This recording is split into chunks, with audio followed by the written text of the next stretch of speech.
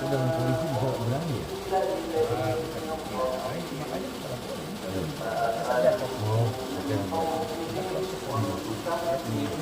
Bang, mungkin tadi sedikit gimana bang?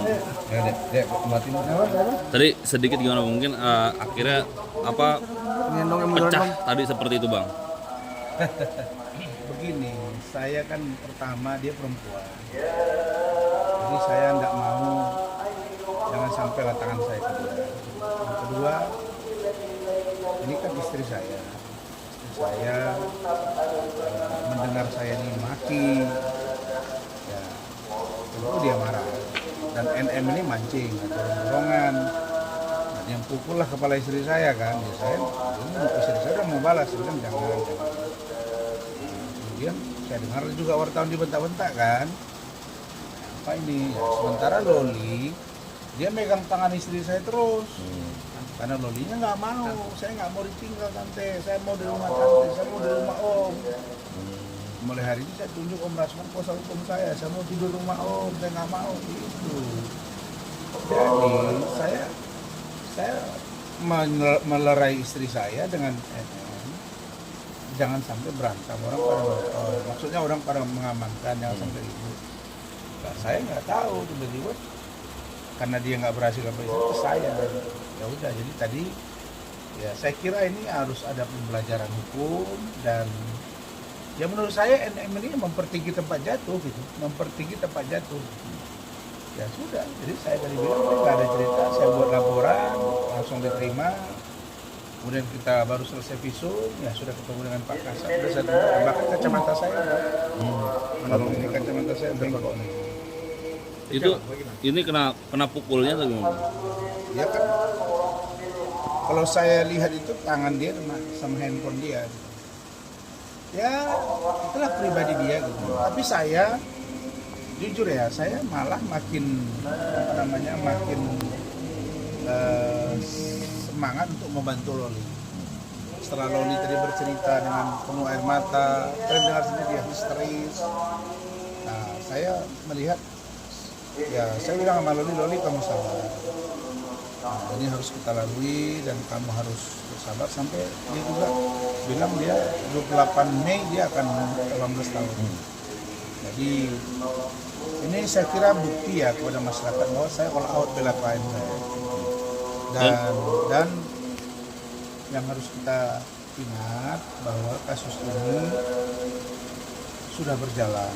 Lolinya pun sudah tidak sabar. Kenapa? Karena di safe house itu menurut dia justru tidak aman dan tidak nyaman. Nah, seperti apa? Dia sudah ceritakan bahwa di situ bergabung dengan ini macam-macam. Nah, kemudian di tempat yang lain juga. Nah, akhirnya dia tadi cabut. Dia lari. Nah, tiba-tiba saya pulang dari pengadilan, terus saya pergi ke tempatnya persemayaman rekan kita Alvin Lee.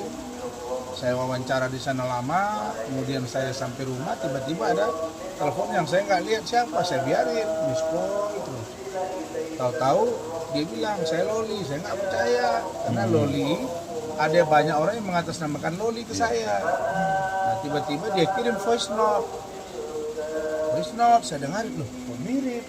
Nah, akhirnya Om izin saya video call. Nah, video call lah, kagetlah saya udah buka baju, saya udah mau ganti sarung. Kamu lagi di mana Om? Saya di depan kantor Om. Kamu kenapa? Saya lari Om, saya udah nggak kuat, dia nangis. bantu saya om. Ya saya kan pakai logika. Apa yang harus saya lakukan? Ya saya langsung beritahu keluarga, semua mereka sudah pada tidur pikiran saya karena 11:30 sudah. Ya kan? Nah jadi saya berpikir ya sudahlah kalau memang demi kebaikan, ya saya juga jaga. Kamu diantar sama siapa? Saya pakai Gojek om, Maxim. Mana orangnya? Telepon sama saya. Bapak jangan pergi ya. Nah, tunggu di situ. Nah, terus saya juga berpikir nggak mungkin saya bawa ke kantor saya, jangan sampai dikira nanti saya merekayasa. Nah, terus saya bilang udah kalau begitu kamu ke hotel yang di depan ATM Center sebelah kantor saya, di situ ada hotel dia. Oh ya horizontal, ya udah kamu di lobi. Tunggu di situ termasuk dengan Bapak yang membawa Maxim.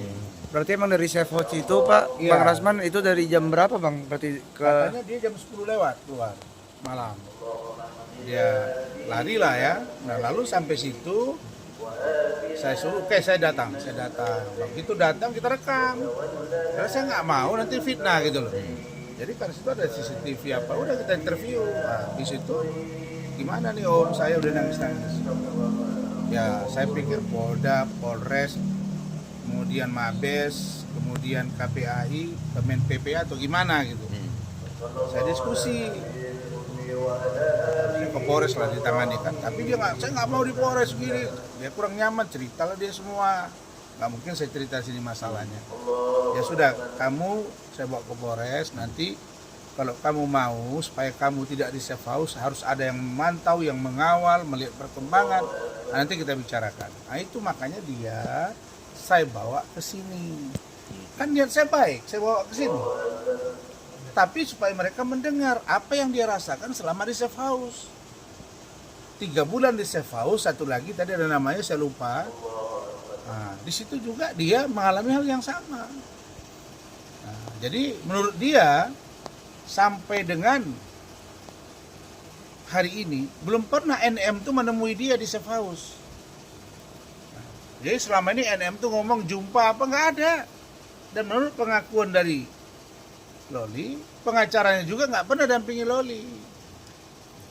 Nah, jadi kalau menurut saya ini kasus serius, melebar kemana-mana, tapi tetap harus fokus. Ini harus tuntas.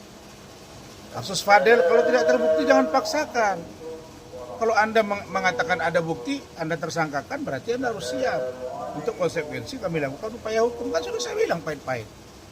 Nah jangan berlarut, nah ternyata dia merasakan, saya ingin cepat om. Pusing saya, kata dia. Saya di sini seperti apa ini? Nah, jadi ini sebetulnya keinginan agar ini cepat selesai karena memang dia bilang saya tidak melakukannya dengan Fadel. Bagaimana dia sebelum dengan Fadel dengan itu dia cerita semua tadi. Jadi saya kira ini kita mesti kawal kasus ini dan laporan saya harus jalan. Saya minta NM ditindak.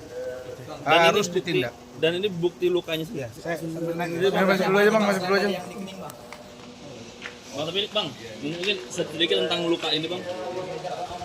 Bagaimana Bang yang ini. Ini luka yang tadi Bang, yang sempat kena terpukul itu Bang ya? Apa?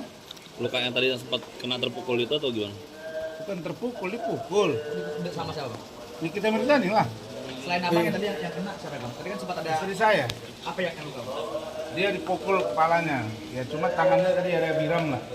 Tapi saya pikir dia nggak usah lah. Karena ini memang langsung fakta. Saya bukan apa-apa, ini dia perempuan. Kalau laki kita gas lah. Jadi makanya tadi saya mau coba-coba masuk pengacaranya, sebenarnya nggak usah campuri lah. Urus saja klien, saya bilang. Nggak usah sok inilah. Tadi kan datang Fahmi kan. Nah, saya itu ya jantan ke jantan. Gitu. Tapi sekarang gini, ada orang minta tolong ke saya. Fadel datang dengan keluarganya, nangis, saya tolong. Salahkah saya? Saya kan disumpah untuk bantu orang, menurut saya pantas saya bantu. Terus ada orang lari dari safe house yang kita tahu bahwa selama ini safe house itu tempat yang aman, nyaman. Dia minta tolong ke saya, datang ke kantor saya. Kira-kira kalau saya nggak saya tolong, dia lari atau bunuh diri, siapa bertanggung jawab? Kan kasihan. Saya dengan niat baik bawa ke sini gitu, untuk didengar keterangan dia. apa yang dia rasakan supaya pindah dari safe house. Nah, pertanyaannya sebelum dapat tempat yang representatif, yang benar-benar bisa diawasi oleh kami juga karena dia minta saya kuasa hukumnya supaya betul-betul netral, dia minta di rumah saya dulu. Itu permintaan dia dan dia sudah buat surat pernyataan. Ya? Sip. Iya, Bang. Oke, thank you Bang. Thank you bang. Iya. Ntar ini naik dulu aja bang ya. Ya, saya naik dulu. Yuk, yuk.